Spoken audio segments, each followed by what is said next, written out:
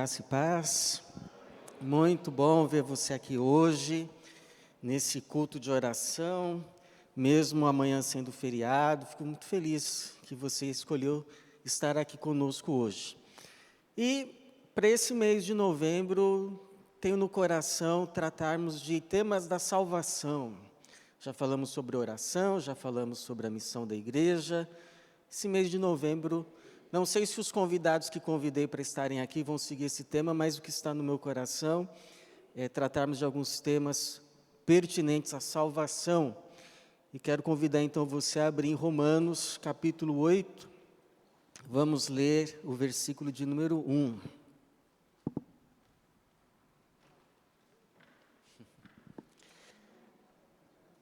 Então, Romanos, capítulo 8, vamos ler o versículo de número 1.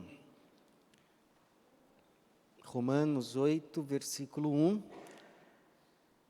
que diz assim: Portanto, agora já não há condenação alguma para os que estão em Cristo Jesus.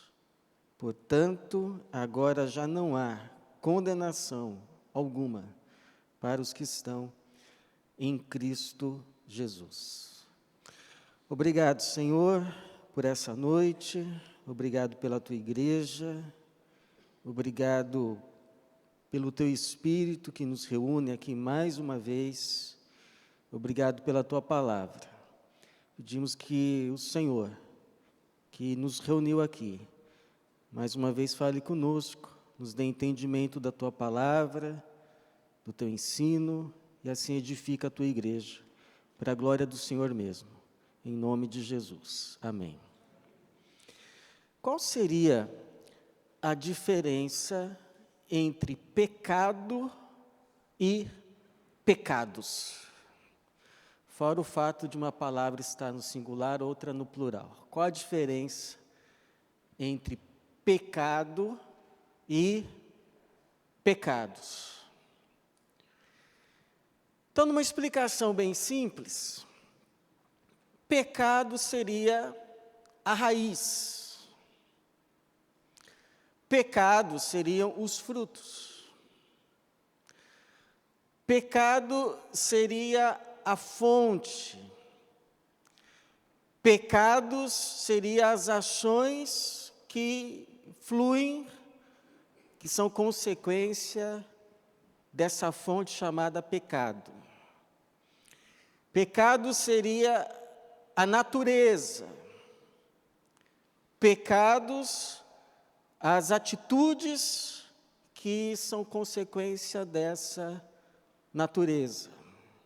Então, por exemplo, imagine que alguém é encostado na parede e se faça uma pergunta para ele. Uma pergunta que ele sente lá no coração, que se falar a verdade, vai ser punido, vai sofrer uma penalização. Nesse momento que ele ouve a pergunta, surge aquele intuito, aquele instinto, aquele sentimento, não fale a verdade. E aí então ele começa a mentir. Então, pecado, esse instinto, essa natureza, essa inclinação. Pecados foram as mentiras contadas.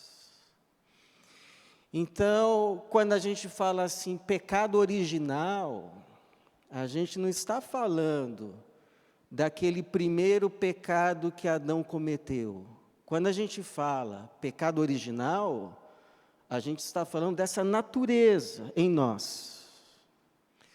Essa inclinação para o mal, que a Bíblia vai chamar também de concupiscência.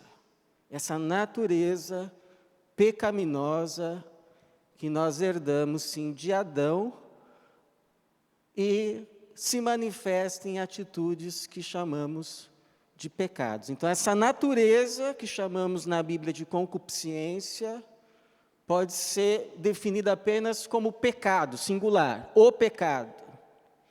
em pecado me concebeu a minha mãe. Ou seja, na natureza do pecado. Pecados são as atitudes que fluem dessa natureza. E essa natureza pecaminosa, que nos leva aos pecados, traz também duas consequências. Para todos nós, mas que não precisa ser de todos nós sempre. A primeira consequência é a impossibilidade de se fazer por nós mesmos, pelas nossas forças, a vontade de Deus.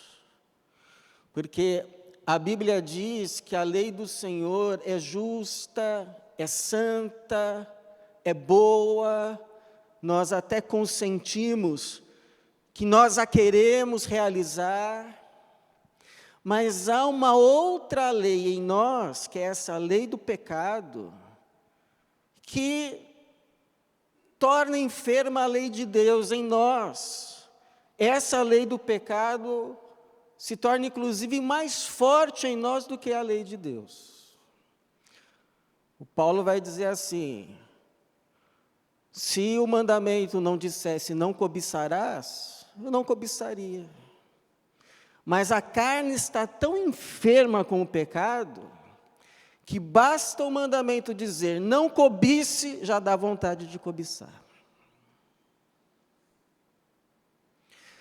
Basta dizer assim, não coloque o dedo na tomada. Já tem gente perguntando, por quê?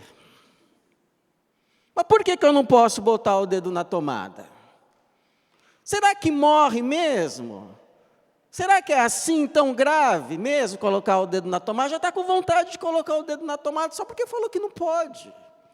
Aí quando fala assim, não, tudo bem, desliguei a energia, pode colocar agora. Ah não, agora já perdi o interesse também.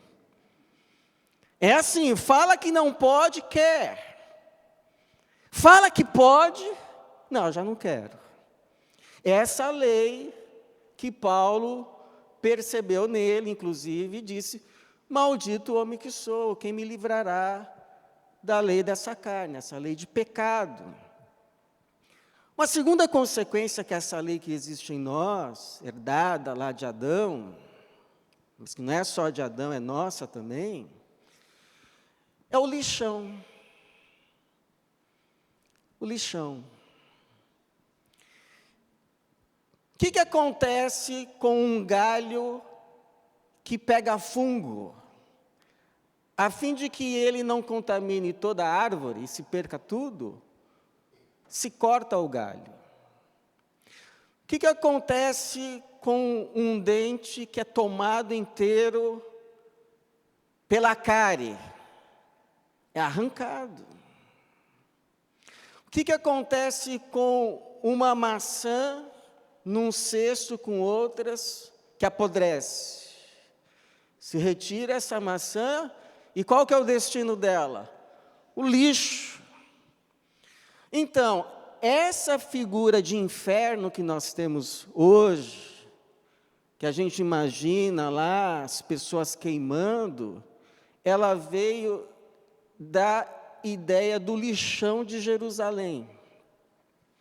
Porque lá em Jerusalém tinha um tal de Vale de Rinom, que era o lixo da cidade. E lá se queimava não só o lixo, mas se jogava ali nesse lixão, nesse lugar em que o fogo ficava queimando noite e dia, o lixo que era jogado ali, era jogado ali também os corpos dos criminosos, dos bandidos. Então a imagem do inferno vem daí, dessa ideia de criminosos sendo queimados no lixão.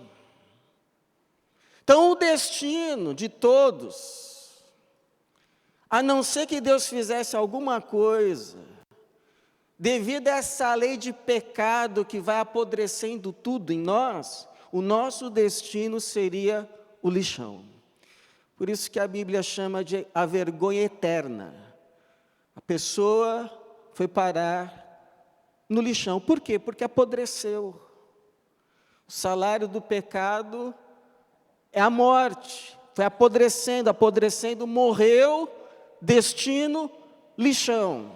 Agora, ninguém precisa ter esse destino. Por isso que evangelho significa boas novas, boas notícias. Quais são as boas notícias? Elas estão resumidas aí no versículo 1 do capítulo 8, em que Paulo vai resumir a mensagem do evangelho em algumas palavras. Ele diz: portanto, agora já não há condenação. Já não há mais o perigo de ir para o lixão. Já não há condenação alguma, nenhuma mais. Para quem? Para os que estão em Cristo Jesus. E quando diz que já não há mais condenação alguma, é nenhuma condenação. Nenhuma. Toda a culpa do pecado já foi levada embora. Não há mais nenhuma condenação para os que estão em Jesus Cristo. Nenhuma condenação. Aí a pergunta que fica é: mas por que não há mais nenhuma condenação para aqueles que estão em Cristo Jesus? Nós sabemos que já não há. Mas se alguém nos perguntar por que não há, qual é a nossa explicação racional? Por que já não há condenação para quem está em Cristo Jesus? Então, há algumas razões. Uma primeira razão é porque Jesus não só pagou, mas apagou os nossos pecados. Em Colossenses 2,14, está escrito assim: e cancelando a escrita de dívida que nos era contrária e constava contra nós em seus mandamentos, removeu-a do nosso meio, cravando-a na cruz. Esse escrito de dívida era um tipo de nota promissória, era um documento onde constava lá as dívidas do devedor. Então, você deve isso, ó, você infracionou aqui, cometeu esse erro aqui, então uma multa de tanto, aqui é o preço dos seus erros. Estava lá, o escrito da dívida, promissória, tua dívida. Então, Paulo vai dizer que Jesus pegou esse escrito de dívida e cravou na cruz, e assim o cancelou. E havia duas formas de se cancelar um escrito de dívida. Uma forma era riscar. Ao se riscar o escrito de dívida, estava cancelado. Mas quem pegasse o papel ainda via a dívida ali, que havia sido contraído, embora já estivesse cancelado, mas a pessoa podia ver. Uma outra forma de se cancelar era pegando uma bucha embebecida com água e passando no papiro que era de couro, a tinta de fuligem. Então, quando se passava a bucha embebecida, se apagava. A palavra que Paulo vai usar para cancelar o escrito de dívida é essa de apagar. Então, Deus não é daquele que perdoa, mas não esquece. Eu te perdoo, mas não vou esquecer o que você fez. Deus não. Quando Ele olha para nós, o escrito de dívida está apagado pelo sangue de Jesus Cristo na cruz. É por isso que Deus pode dizer: eu perdoarei as vossas maldades e dos seus pecados não me lembrarei mais. É como alguém já disse, Deus pega os nossos pecados, lança no mar e coloca ali uma placa, proibido pescar. Acabou. Já não tem mais lembrança de pecado. Ele pagou E não só pagou, de forma que quando vamos a Deus, estamos lá com a má consciência, por causa daquilo outro. Não, para Deus está não só pago, mas apagado. Se um dia você perguntar para Jesus, Jesus, quais são os meus pecados? Ele vai dizer assim para você, não me lembro. Não me lembro. Porque está apagado. Por isso que ele diz, tetelestai, está consumado. Acabou, não tem mais dívida. Louvado seja o Senhor. Segundo, não há mais condenação para quem está em Cristo, porque Jesus fez por nós não apenas expiação, mas propiciação. Ele assumiu o nosso lugar. Isaías 53:5, o profeta vai dizer, ele foi ferido por causa das nossas transgressões e esmagado por causa das nossas maldades. O castigo que nos traz a paz estava sobre ele, e por seus ferimentos, ou suas pisaduras, fomos sarados. Eu acho que alguém poderia dizer assim, e eu acho que alguém já fez essa pergunta. Por que que Jesus tinha que morrer na cruz? Para pagar os nossos pecados? Por que que precisava da cruz? Deus não poderia ter simplesmente decretado o perdão universal e pronto? Por que ele não decretou perdão e acabou? Por que que tinha que passar pela cruz? Eu tenho para mim, irmãos, que se Deus fizesse isso, o universo entraria em colapso.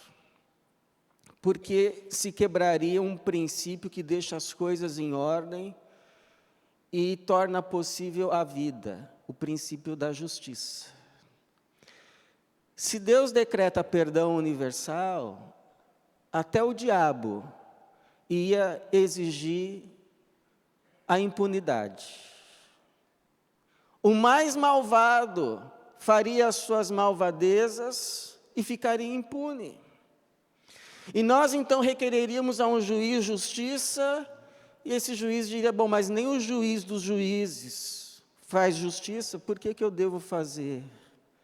E aí não seria possível mais a vida. Agora, porque Deus não foi pelo caminho mais fácil, teve que passar pela cruz, ali na cruz Deus manifestou toda a sua justiça e ao mesmo tempo toda a sua graça. Ele manifestou toda a sua justiça porque nenhum pecado que foi cometido nesse mundo, nessa terra, ficou impune. Cada pecados que foram cometidos por causa do pecado, natureza, foram punidos. Você lembra que quando Davi pecou, o profeta Natã foi até ele, contou toda aquela história, e ele perguntou, o que merece um sujeito que fez isso? O Davi falou o que mesmo? Sujeito desse aí merece morrer. Pois é, esse sujeito é o Senhor. E aí Davi diz assim, pequei contra o Senhor. O que o profeta respondeu para ele? Mas ele já perdoou o seu pecado, não morrerás. Por que o profeta fala não morrerás? Porque a condenação para quem tinha cometido adultério, segundo a lei de Moisés, era a morte. Aí eu pergunto para você, então por que Davi não morreu? É só porque era Davi?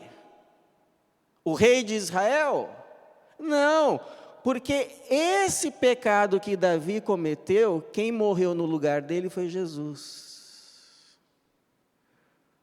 O perdão de Jesus, porque Jesus morreu por cada pecado, valeu para Davi também, porque a Bíblia diz que o Cordeiro foi sacrificado antes da fundação do mundo. Antes da fundação do mundo, o sacrifício de Jesus já está valendo. Por isso que foi possível o profeta chegar para Davi e dizer: você não vai morrer, Deus perdoou o teu pecado. Mas cada pecado que foi cometido, desde lá Adão, Abraão, Davi, passando por nós, os nossos descendentes, nenhum deles ficou impune, todos foram punidos em Jesus. Mas Deus também demonstrou não só toda a sua justiça, mas demonstrou toda a sua graça, porque Ele não puniu esses pecados em nós, mas na pessoa do seu Filho Jesus. Então Deus demonstrou toda a sua justiça, porque não deixou nenhum pecado sem castigo. Mas demonstrou também toda a sua graça, porque Ele não castigou os pecados nos pecadores, mas nele mesmo, na pessoa de Jesus. Isso foi o que Jesus fez por nós. É pouco ou é muito? E terceiro, irmãos, nenhuma condenação há para os que estão em Cristo Jesus, porque Jesus se tornou o nosso representante. Tem gente que diz assim: puxa, mas foi Adão que pecou, por que eu que tenho que pagar o preço? Tem gente que diz que quando chegar no céu vai falar umas boas para o Adão. Adão ali, irmãos, era o nosso representante, o representante de toda a raça. Isso para não dizer que nós estávamos lá nele de forma embrionária. Mas isso já é outro assunto. Mas Adão era o nosso representante. É mais ou menos assim na imagem do pênalti. Imagina que nós somos um time, está no final do campeonato, a partida foi para os pênaltis. Agora, um jogador nosso vai bater o último pênalti. Se ele errar, o time perdeu. Aí ele vai lá, toma a distância, o juiz apita, ele bateu o pênalti, errou. Pergunto: quem foi que perdeu? Só ele que errou ou o time todo? O time todo. Isso foi o que Adão fez ali como o nosso representante. Ele errou o pênalti. Essa ilustração eu tenho certeza que o meu filho Rian gostou. Agora, o que acontece? Nós que estamos em Cristo Jesus, aconteceu um milagre quando nós cremos. Que milagre que aconteceu? Nós fomos transferidos do time de Adão para o time de Jesus.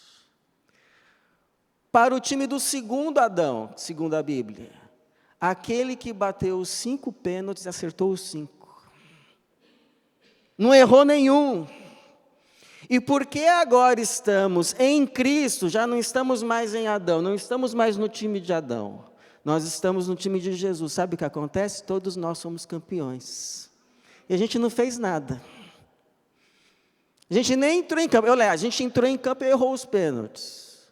Mas como fomos transferidos de time, agora estamos no time de Jesus, vai todo mundo subir no pódio, vai todo mundo receber a medalha, vai todo mundo receber a faixa de campeão, vai todo mundo comemorar como se fosse campeão, mas foi Jesus que fez tudo. Foi isso que Jesus fez, Ele agora é o nosso representante. A Bíblia diz que nós estamos agora unidos a Jesus Cristo, e por isso passamos tudo que Jesus passa, mas também herdamos tudo que Jesus herda. Nós nos tornamos herdeiros de Deus e co-herdeiros de Jesus Cristo. É o que vai dizer aí no versículo 17, olha. Se somos filhos, também somos herdeiros, herdeiros de Deus e co-herdeiros de Cristo. Se é certo que sofremos com Ele, para que também com Ele sejamos glorificados. Então, seria como se nós tivéssemos aqui dois vasos. Um chamado Adão e outro vaso etiquetado Jesus Cristo. Nesse vaso aqui de Adão só tem lixo. O fim desse vaso aqui é ser jogado no lixão. Nós todos estávamos nesse vaso chamado Adão. Nós todos. O que aconteceu é que Deus nos pegou, nos resgatou, nos lavou os nossos pecados, nos redimiu no sangue de Jesus Cristo e nos colocou agora nesse vaso aqui, etiquetado Jesus. E esse não é um vaso para vergonha, mas é um vaso de honra. Vai ser colocado ali no melhor lugar da casa de Deus, no lugar de honra. O que acontece? Nós que estamos agora em Cristo, em Jesus, não vamos mais para o lixão, mas vamos agora ser colocados no lugar de honra, porque estamos em Cristo. Em Cristo. Por isso que uma das expressões que Paulo mais usou é essa expressão, em Cristo. Eu quero me ser achado em Cristo. Por isso que ele está dizendo aqui, portanto, agora não há condenação alguma para os que estão em Cristo Jesus. É muita graça, irmãos. É muita salvação. É muita compaixão. Nós vamos ser colocados agora no mesmo lugar em que Jesus está, no trono. E com Deus reinaremos. Fala para mim se não é muita bondade. Esse é o Evangelho. Me fala se não é uma excelente notícia. Quer notícia melhor que essa? Quem ia para o lixão, merecia ir para o lixão, ser queimado como lixo, agora foi tirado do lixão, foi lavado, foi perdoado, e vai ser colocado no lugar de maior honra. Maior honra. Onde Jesus está, nós estaremos com Ele. Jesus diz, olha, comigo vocês reinarão, com Ele nós reinaremos. Nós que éramos para ser os condenados do reino de Deus, vamos reinar com o Filho dEle. Você já parou para pensar o que é isso? É muita salvação, é muita graça, é muito amor, é muito perdão. Por isso que Deus não se conforma quando a gente não perdoa alguém. Aí a gente entra naquela parábola do credor incompassivo.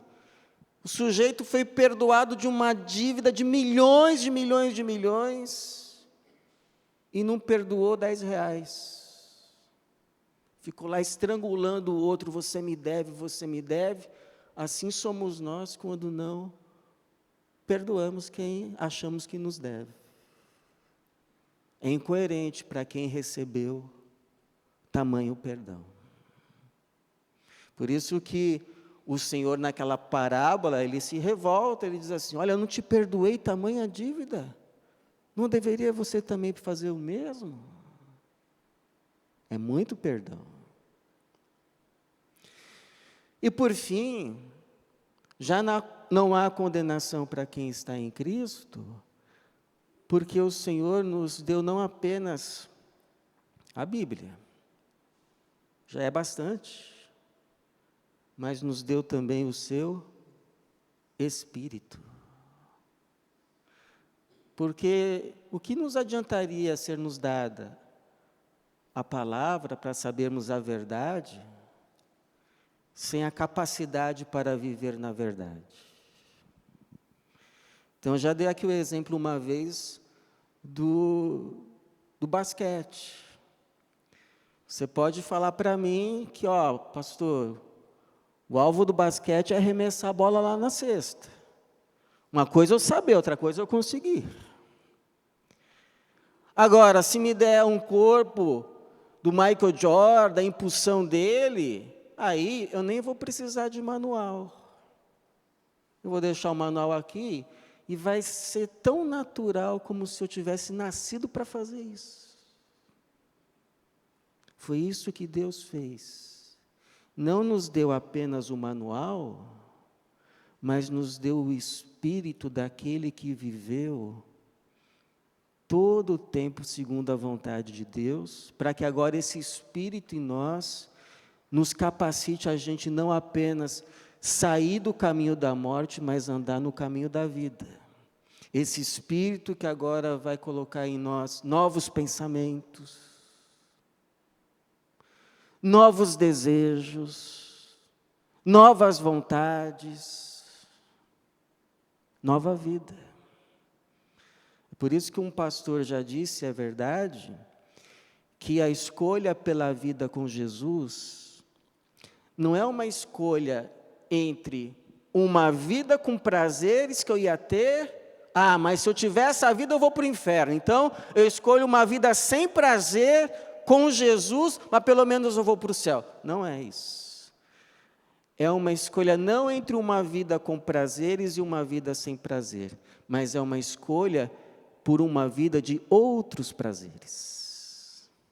Outros prazeres. Outros prazeres. Nós já não queremos mais água de foz.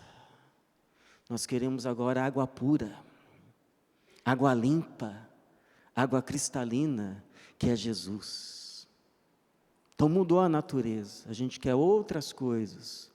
Outros prazeres, é por isso que o Paulo vai dizer assim, no versículo 7, a mentalidade, ou melhor, no versículo de número 8 e 9, os que vivem na carne não podem agradar a Deus, vós, porém, não estáis sobre o domínio da carne, mas do Espírito.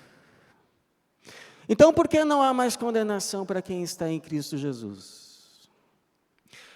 Porque Ele não apenas pagou, mas apagou os nossos pecados, de forma que Deus não se lembra mais dos nossos pecados. Porque Ele fez expiação e propiciação por nós, Ele assumiu o nosso lugar. Porque Ele se tornou o nosso representante diante de Deus, e agora herdamos tudo o que Ele herda. E porque Ele não apenas nos deu a palavra, mas nos deu o seu próprio Espírito, para que andemos segundo a sua palavra. E por que é importante lembrar essas 4 verdades, essas 4 coisas? Porque tem muito irmão ainda vivendo debaixo de culpa e de condenação. E sabe quando é que você vai ser liberto de culpa e condenação? Quando Jesus falar para você, por meio do Espírito dele, tudo que foi dito aqui. Quando Jesus, o Espírito Santo, comunicar essas verdades ao teu coração, aí há libertação. Porque se o Filho vos libertar, verdadeiramente sereis livres. Então eu termino como o meu pastor terminava as mensagens dele. Que o Senhor aplique essa palavra no seu coração. Nenhuma condenação há, nenhuma condenação há para os que estão em Cristo Jesus. Que Deus nos abençoe. Amém.